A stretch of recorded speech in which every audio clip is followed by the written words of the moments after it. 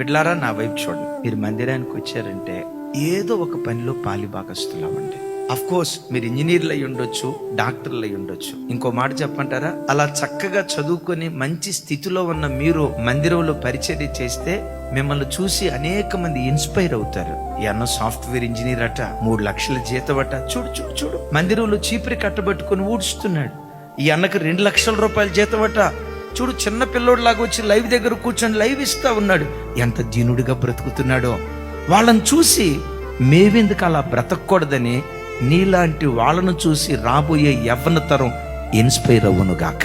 సంగమా, మందసాన్ని ఒక్కడు మోయుడు, రథాన్ని ఒక్క గుర్రం లాగదు, ఎద్దుల బండిని ఒక ఎద్దు లాగదు.